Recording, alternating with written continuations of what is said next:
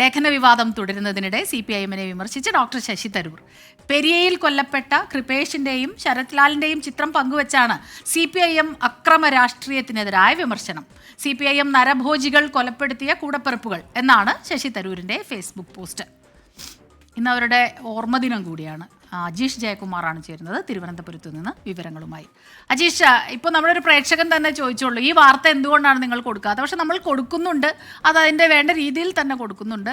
അപ്പോൾ കഴിഞ്ഞ ദിവസങ്ങളിൽ അദ്ദേഹത്തിൻ്റെ ആർട്ടിക്കിൾ ലേഖനം വരുന്നു, അത് വലിയ വിവാദമാകുന്നു, കോൺഗ്രസിൽ വല്ലാതെ അതിനകത്ത് അദ്ദേഹത്തിനെതിരായ അമർഷം പുകയുന്നു. ആ സമയത്താണ് ഇത്തരമൊരു പോസ്റ്റ്.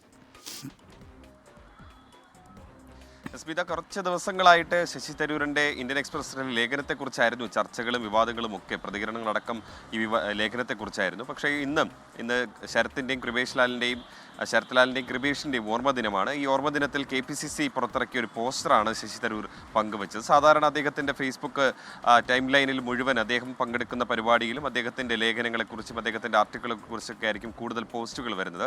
പക്ഷേ ഇപ്പോൾ ഈ പോസ്റ്റ് ഇടാൻ അദ്ദേഹം നിർബന്ധിതനായിരിക്കണം എന്ന് വേണം നമുക്ക് പറയാൻ. കാരണം കഴിഞ്ഞ കുറച്ച് ദിവസങ്ങളായി അദ്ദേഹത്തിൻ്റെ പാർട്ടിയോടുള്ള കൂറാണ് കോൺഗ്രസിൻ്റെ നേതാക്കളും അതേപോലെ തന്നെ പാർട്ടി പ്രവർത്തകരും ചോദ്യം ചെയ്തുകൊണ്ടിരിക്കുന്നത്. ഇങ്ങനത്തിൽ, അതായത് തങ്ങളുടെ പ്രവർത്തകരെ കൊലപ്പെടുത്തിയ CPM നേതൃത്വം നൽകുന്ന സർക്കാരിനെ പുകഴ്ത്തിക്കൊണ്ട് എങ്ങനെ ലേഖനം എഴുതാൻ സാധിക്കുന്നു, അതിനെ തിരുത്താതെ അത് വീണ്ടും ആവർത്തിച്ച് അതിനെ ന്യായീകരിക്കുന്നു എന്നതടക്കമാണ് ഈ കോൺഗ്രസ് പ്രവർത്തകരും നേതാക്കളും ആവർത്തിച്ച് ഉന്നയിച്ചുകൊണ്ടിരിക്കുന്നത്. ഈ ഒരു ഘട്ടത്തിലാണ് CPM-ന്റെ അക്രമ രാഷ്ട്രീയത്തിനെതിരെ ഈ ശശി തരൂർ ഒരു പോസ്റ്റ് ഷെയർ ചെയ്തിരിക്കുന്നത്.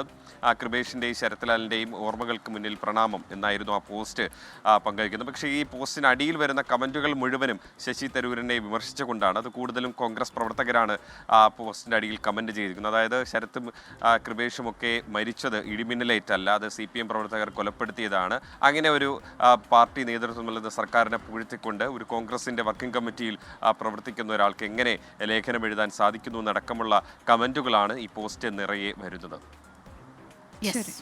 അജീഷ് ജയകുമാറാണ് വിവരങ്ങൾ നൽകിയത്.